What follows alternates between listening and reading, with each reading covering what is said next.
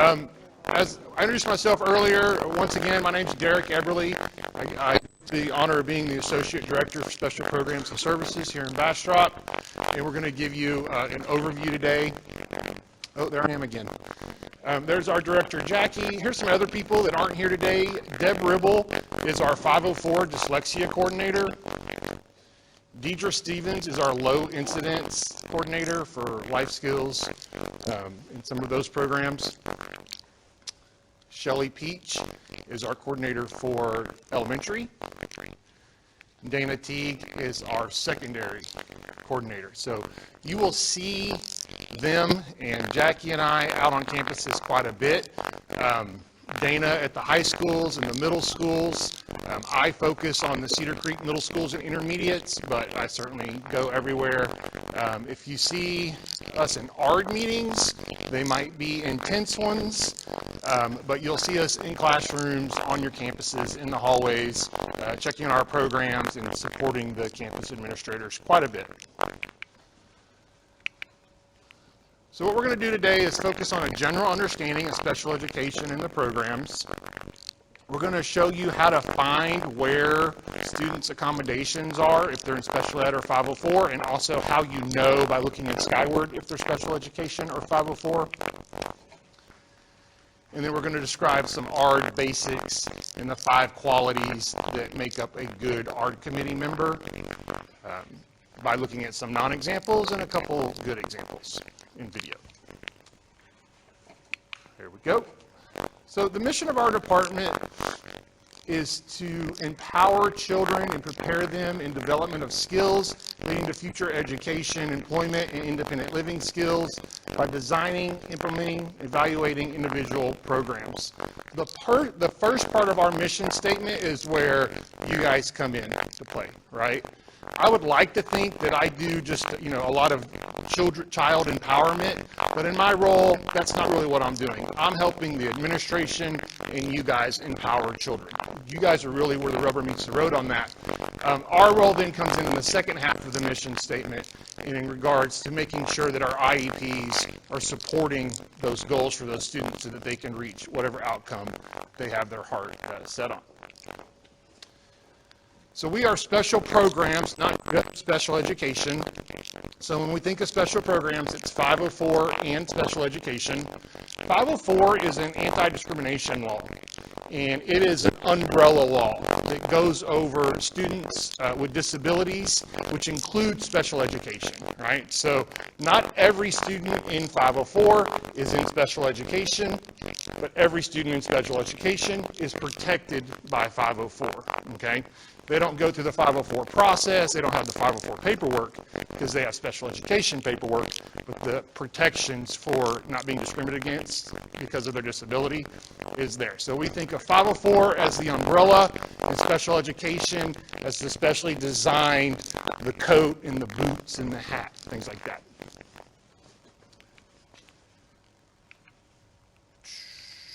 Okay, we already did the first part. Look at us. I went over last time, so I'm trying to really watch my time. Okay. So how do I know which students have an IEP? We use Skyward in our district. And this is my lovely daughter, who from 2 years ago from this picture, who's going into high school. Use her as an example. There's student alert indicators on every student, okay? We've got an S for special education, a G for gifted and talented, a 5 for 504. You won't ever see the 5 and the S, right? It's either or in regards to programs and services. You'll also see an H for health notes, and you can hover in the system. You can hover over those things, and it'll tell you more specifically what they are. That's your first indicator that there's something special or something important that you need to know from the nurse, whether maybe it's a health plan or a seizure action plan or an EpiPen plan or whatever. That'll be there as well.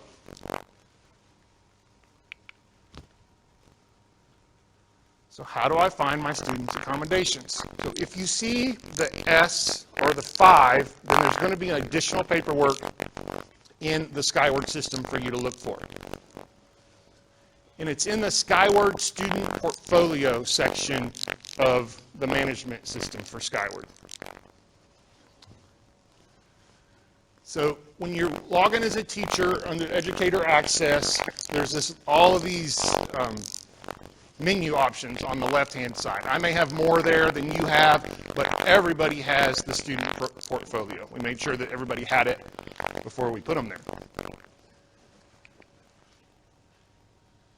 And when you click on student information, hold on. Yeah, student information, student portfolio, and then this screen opens. On the right side of the screen opens. And if they're in special education, then they have an IEP, stands for Individual Education Plan. And if they're in 504, it'll say 504 paperwork or something like that. And then if they have a behavior intervention plan, those will be a separate document that'll be uploaded. Okay? So that's where you'll go to look for that. Let's see. What should I be looking for in that packet? So that's a PDF packet that you can open. I would recommend that you open it and you have your folders, or you can print them, put them in binders by class period to have them up there for subs to access, especially the behavior intervention plans. You can put them in folders by class and put them in there, all the information you want to store about your students. It'll be less clicks than going to student portfolio to look at it if you're lesson planning for accommodations, if you're sitting in your PLC, you're thinking about what Heather showed you guys earlier. There's that link that you can click on that shows you how to engage students with different abilities. So you may want to put them somewhere else, but they are always going to be in Skyward. So we call those teacher distribution packets in regards to the IEP, and here's a little bit of what you might see in it. On the first page, towards the top is the student's eligibility criteria. Okay, that's how they qualify for special education, whether it's a specific learning disability in reading or math or writing or listening, or autism or intellectual disability, or OHI, which is other health impairment, could be a host of other health impairments. Typically, it's ADHD or some sort of attention deficit disability. So that's right on the first page. Page 2, above the accommodations, is where it'll indicate whether or not the student has a behavior intervention plan. So I said earlier, the behavior intervention plans should be listed in those documents, but if you get to the teacher distribution packet and it says the student has a BIP, but you didn't see it, then that's your trigger to email your department chair, and I'll show you guys those names for the ones that we know for your campus so that they can help track that down. Let's see. And then the accommodations are instructional supports for the students that help them engage in your intended learning objective. So here's the top of page 1, where it says the primary disability. This is where it would say whether or not the student had, this is where it would say whether or not, no, here. This is where it would say whether or not the student has a behavior intervention plan. The yes, no is in front of it. And then the accommodations are things that the student is guaranteed the right to access in order to make progress in the general curriculum.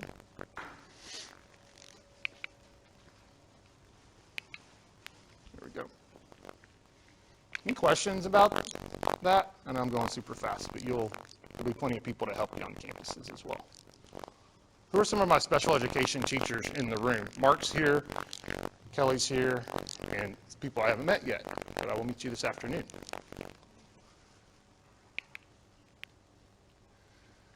So a little bit about behavior intervention plans. We try to keep our behavior intervention plans pretty focused, pretty teacher-friendly, and we're aware that it can get overwhelming and there can be too much on them. However, that being said, some students can be pretty involved and pretty specific in what their needs are, and there's this, runs the gamut in regards to what students need. The situations to avoid is a pretty important section. That's going to have maybe what triggers negative behaviors. and we're trying to avoid the negative behaviors. We had a discussion this past year, talked about taking out things to avoid because some of them were a little bit ambiguous. So we went back and focused on our behavior intervention plans. If it's in things to avoid, then it's truly an avoidable action, right? We tried to put things that were, well, that's hard, like avoid if you can. We took that out. This is like, don't do this, because if you do this, it might trigger a negative behavior, unexpected behavior. So they're really things. So it might say, you know, don't enter the student's personal space for a one-on-one conversation. Or instead of saying, you know, remain arm's length away, we really thought it was important, you know, don't get into this kid's space. That's avoidable, right? Unless you're exiting a fire drill or something. But adaptations to setting are suggestions for structures to the routine, how the student's engaged, how your classroom's set up, where they sit, schedules, visual schedules, reminders to stay on task. Like those are those sorts of things you do to your setting. And then classroom strategies explain the best way to redirect the student. So some students have, if you have a signal that you redirect them with, maybe a tap on the desk. We have drive-by redirections where we just, and then we move on, because if you stay, you can invite the power struggle. So there'll be those sorts of things on the behavior intervention plans. Excuse me. These are the department chairs for your campuses. I'll leave this up for just a second so you could write down that name.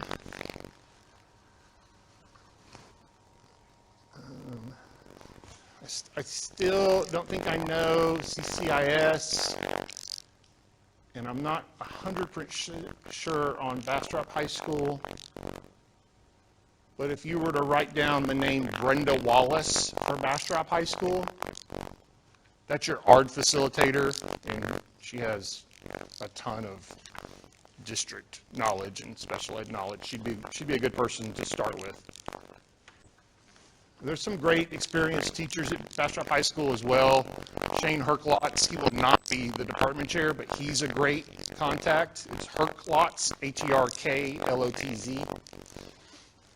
And then here are those other folks.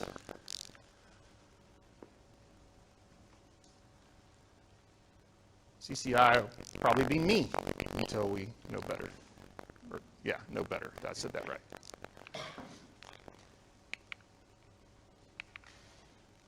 All right. Moving on to the basics of an ARD and the 5 qualities. So ARD stands for Admission, Review, and Dismissal.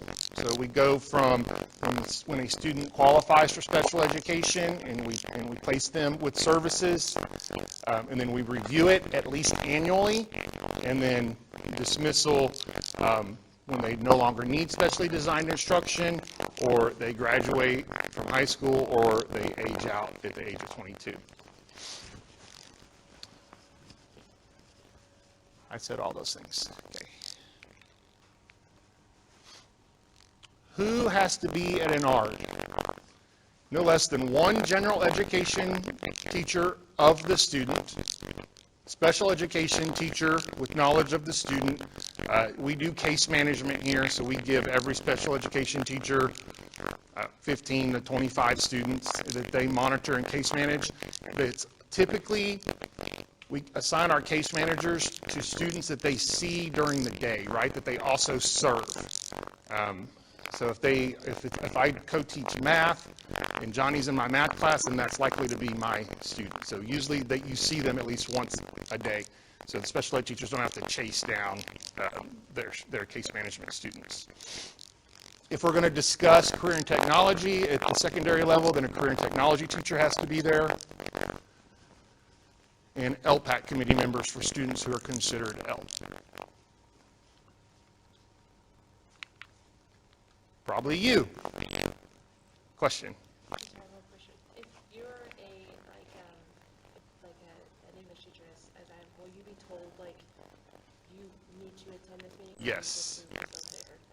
Yeah, you'll be told, and I'm going to get to that here in just a second. Yeah, you're good. Yeah, you will know. What will I be asked to discuss, report, or have input on? The present levels of academic achievement and functional performance, we call them PLAFs. That is a huge part of the student's IEP. And a good chunk of that information comes from the classroom teacher of the student. As a matter of fact, we did our Special Ed Academy last week, and Mark and Kelly were there, and we spent half the afternoon just talking about the PLAFs. And again, a lot of that information comes from how the student's doing on classroom work, how the student's doing on unit assessment, academic targets, reading assessment, TPRIs, BAS, what have you, all of those things that we do for students. The classroom teacher has that information, and they're the expert on what that information means, because there's going to be like a Lexile level of 486.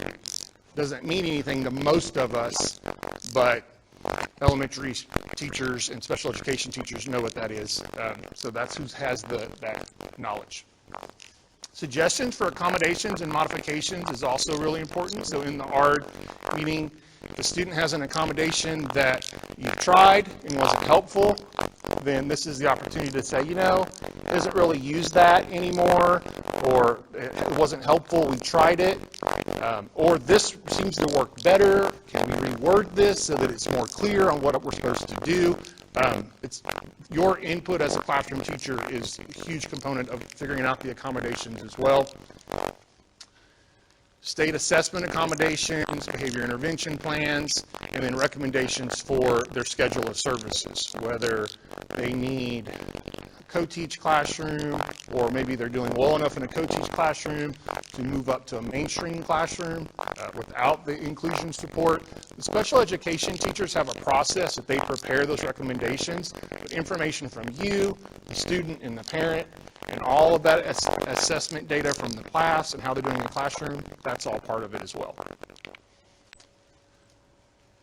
I'm clicking, nothing's happening. There we go. So one of the ways that we get information from you guys for the ARD meetings ahead of time is for the teacher input form. So this is how you would know that a student has an ARD coming up. And along with getting an invitation from an ARD facilitator, hopefully about 4 weeks out.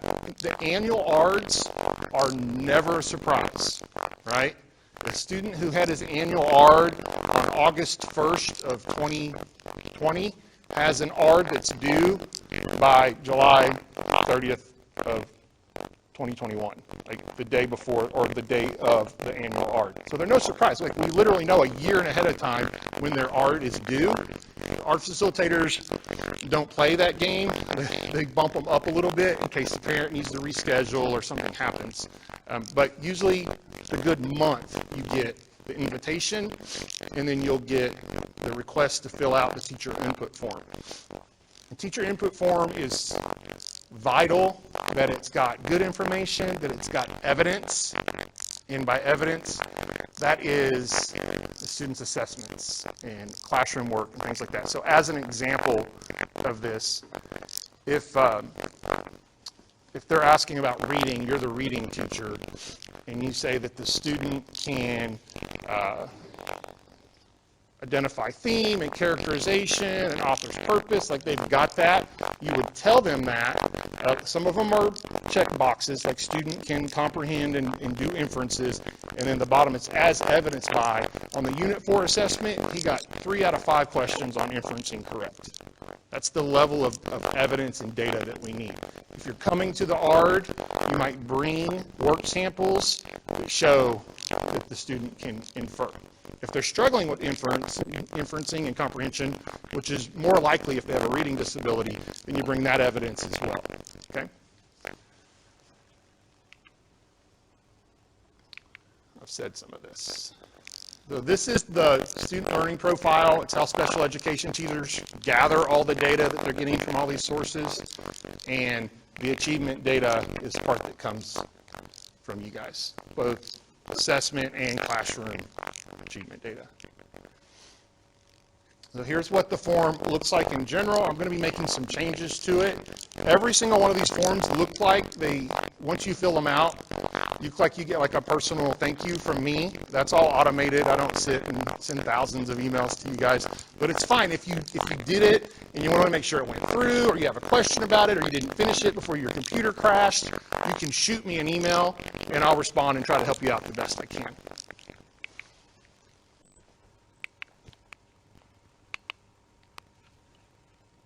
All right, we are going to watch some videos of ARD meetings.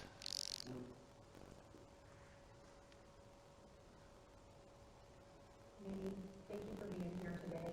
My name is Mrs. Department Chairperson. I'd like to begin with introductions on our table, please. I am Ms. Herman. I'm Mr. Parent. I'm Mrs. Parent. Good afternoon. I want to begin with giving you a copy of your procedural safeguards. Your procedural safeguards provide to ensure that your child with a disability is receiving appropriate public education. In addition, we want to ensure that the candidate can and should do with evaluating and providing special education and related services for your child. Okay. Procedural safeguards in a nutshell. Are there any questions? The second being on teacher and general education. Okay. So the ARD etiquette of be prompt, be prepared, and be efficient comes to mind on this slide. Really, the ARD facilitator won't start that introductions and that whole spiel till everybody's sitting around the table, and you guys have a very specific amount of time for your conference. Parents have a very specific amount of time that they're there on their lunch break or their break from work or what have you. So we really try to be as efficient as possible, and that comes with being prepared and ready to go when the meeting gets started. And so back to your question earlier, you get Google Calendar invites to the ARD meetings. Like I said, 3 to 4 weeks out for an annual ARD. There are other types of ARDs where it may come sooner. There are discipline ARDs, manifestation determinations for discipline when a student gets in big trouble and they were considering sending them to our alternative discipline school. Those come within about 24 hours, with about 24 hours of notice, or 5 days notice if the parents won't waive to have it done earlier. So it's 5, but it could be a lot less. We turn those around pretty quickly, and they require a staffing and an ARD. So that happens not that often when you think about all the kids that you have that you teach throughout the year. But like I said, the other ones are plenty of time. If you get an invitation and I think that's actually coming up. I'm gonna let the video make that point. If not, I'll make it. All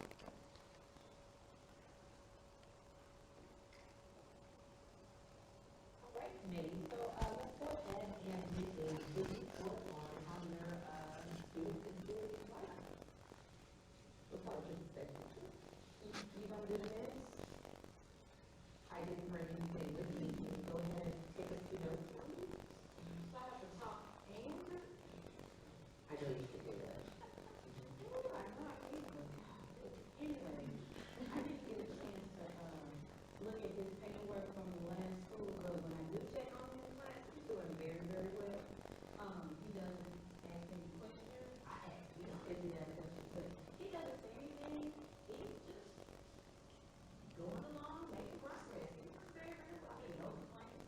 Did you need progress reports from his last school? I mean, they get the stuff over in this gene folder, but I mean, it's all good. Okay. Yeah. Okay. We have everything. Excuse me. Same situation with my child. My child is doing well, he's making progress, he gets along pretty well with classmates, so I'm very happy with the performance. Yeah, excellent. Sounds like he's doing great. He's doing well. Where's the work sample? We haven't brought on any homework. You're just telling us how he's doing, but we don't have anything to see how he's doing.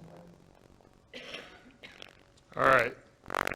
Who, for imaginary random bonus points, who could tell me where that burger was from? That's Whataburger, the yellow wrapping, man. It's about as obvious as could be, right? He's chowing down on the Whataburger. So there's some obvious etiquette faux pas there. Munching on the Whataburger would be one of them. Like I said, we try to be really efficient, and we're going to see in a second about staying for the entire ARD meeting and things like that. Some ARD meetings are going to go over the time allotted. The facilitator and the administrator are going to do their best to work with the parents to get to a stopping point so that we can adjourn and come back. Or if we're close enough, we're going to push through so that we can finish it so we don't have to have the parents come back. So if I tell you every one of them will fit neatly inside your conference, then that wouldn't be honest. They're going to go outside of them a little bit. But you just relax. Your administrator knows that your kids need to be picked up from art, music, cafeteria, what have you.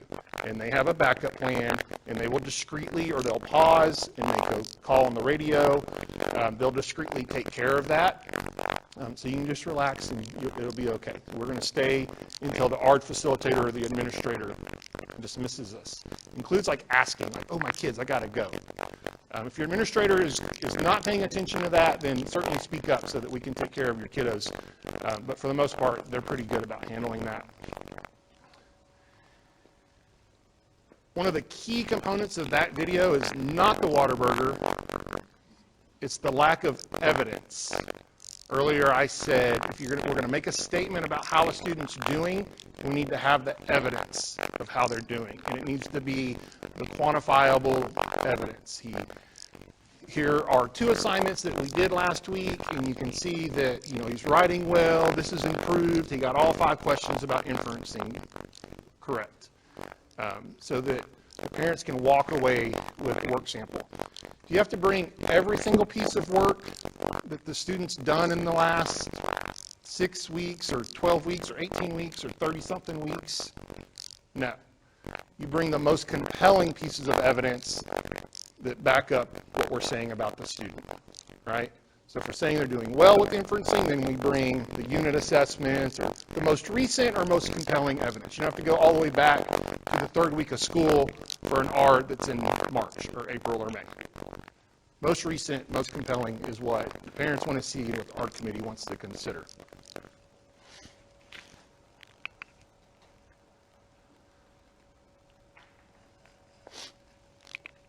I don't think there's a video that makes this point, so I'll say it. An ARD meeting is not the time or the place to be it shouldn't be the first time the parents hear that a student's struggling greatly with something in your class. Typically, what we hear, not typically, when this happens, when I hear it's about behavior. And so you're going to have spoken to the parents, called them, use our parent notification system. Like they're going to be fully aware the student's struggling a little bit with their behavior or a lot with their behavior, what have you. We're going to be working on that.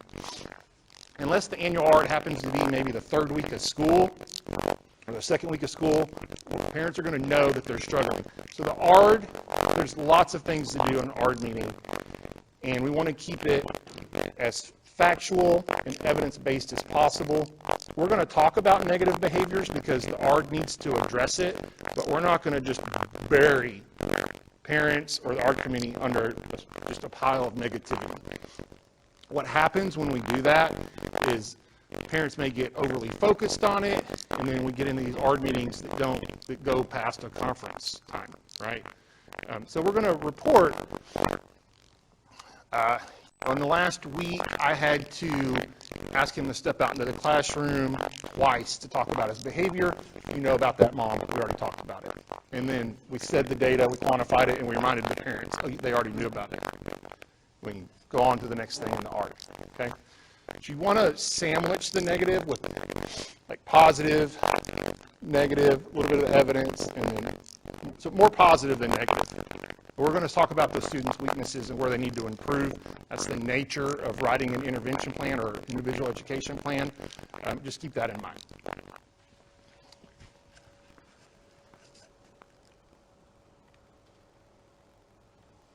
When we get started, you did receive a copy of the draft goals and objectives for the student sector committee? Yes. Yes, excellent. so what we're going to do is we're going to begin with a review of progress from the spec teacher. So, what I'll do is I'll review with you the informal assessments, data collection information, anecdotal records that you collected, some of the progress reports, that, and some of the data collection reports, his grades, and then some work samples. And he's doing very, very, very. So there you go. There's the sample of all. He's doing very, very well, and I'm about to give you all the things that show that he's doing very, very well.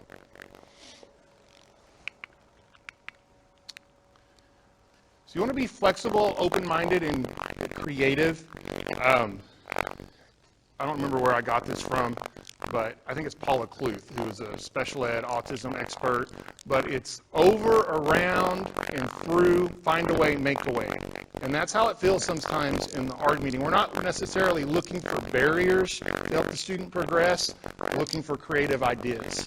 And some students their programming or their disability or how they're engaging in the curriculum is complicated, and so the creativity is welcomed. And there's, it's not like just throw some ideas up there. Often with a complicated ARD, we'll have a staffing ahead of time so that we can really feel free to throw out ideas and get creative and try things that we maybe haven't tried before. I had a teacher in my previous district that was really good about this. He taught senior government economics. And his mind was on preparing the students to be adults. Like, he taught his class like they were adults. He required his seniors to call him before 7:30 in the morning if they were going to be absent, just like they would do for work, right? So he often didn't like the accommodations that seemed to be enabling when they got up. But he had to do them because they were required by law. He was a great partner in that he would say, okay, I tried this, I do it this way, or I do it that way. Can we change that to this? And so a lot of times he would come to their ARDs when they were juniors before he had them so that we could customize and be creative about what accommodations look like when you're 9 months away from being an adult, going off to college, junior college, workforce, what have you. So that was super helpful.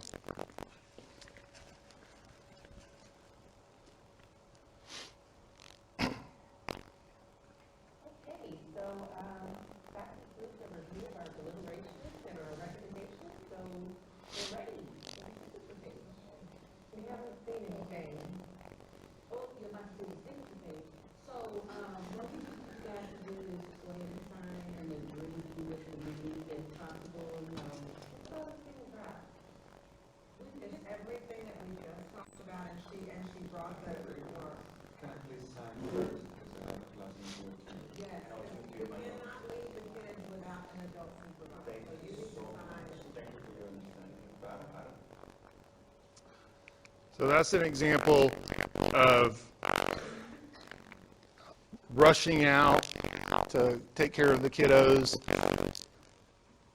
Most of the time, if the parents feel heard and listened to in an ARD, and they've received evidence of the student's performance, then we've had a successful ARD, and we implement the student's program, and we have their input, and we get to move on down the road and continue to teaching. If this ARD ends like this, there's a very high chance that we get a complaint through TEA, we get a complaint through OSEP, the Office of Special Education, filed, or we get a request for due process, which takes us through multiple steps that leads to a hearing with an arbitrator. So that's why it's really important. It's why we talk about this. It's why ARD facilitators and administrators are going to talk about it throughout the school year. What can happen, I want to spend my time helping you guys teach and get the resources that you need and things like that. I don't want to spend my time preparing for mediation, sitting with attorneys, spending the school district's money on attorneys when we could be spending that money on teachers and curriculum and materials, right? And that's the big thing. For the most part, we work to shelter you guys from that, but if a complaint goes to a hearing, then teachers are asked to stand and get on the stand and testify in regards to their knowledge about the student and their how they implemented the IEP. Okay, so it does happen. It doesn't happen often. Lucky for there's no This is the hardest thing probably. But it does happen. We work to, like I said, to shelter teachers from that and try to settle those things ahead of time.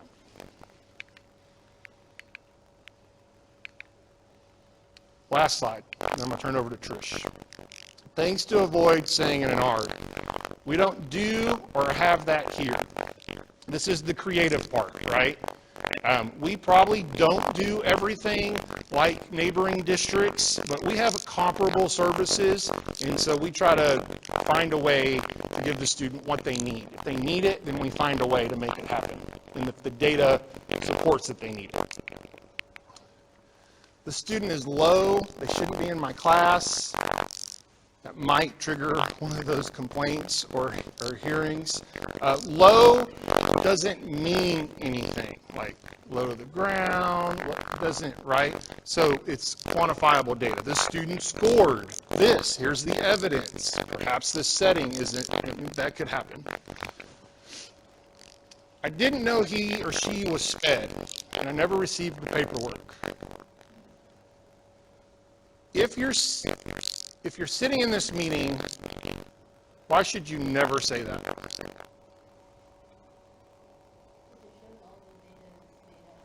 Right.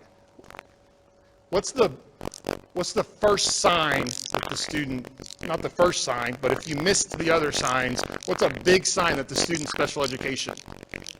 You're sitting in the meeting. You're sitting in the ARD meeting. So at least by the moment you got invited, you knew. And if you had missed, if Skyward messed up, if all of the checks and balances we have to make sure student paperworks get out, if somehow all of those cracks were navigated and you get to you with no paperwork, when you get the invitation to ARD, start asking questions so that we don't get to this point. That'd be bad. Your child needs medication, or have you thought about medication? It's none of our business. So we just won't go there. I don't have much more to say about that. We do ask the parents if they're on, like what medications are they on, if the nurse is in the ARD. Like that is part of the ARD, but suggesting, recommending, asking if they considered it, not our place. What about all the other students? What this typically looks like is comments about other students in the classroom. Johnny's fine, but when he gets with Mark and Kelly, they get rambunctious and things like that. But an individual education plan is focused on just that student. For that, if there's issues with other students and that student's interaction with them, then you and the administrator can talk about that. You and the parent can conference about that. We don't do that in the ARD. No other student comments. Don't use another student's name, and I don't have time to do that. There's not time to do that really in any of our lives. We all feel like that at points in the school year. We're going to put out the recommendations. We're going to put what the student needs. If the student needs it, then over, around, through, under, whatever, we're going to find a way, make a way, find a way. And your administrators, myself, your instructional coaches, our specialists for co-teaching and resource will help you put all that together so that you feel less overwhelmed and we can get the student what they need.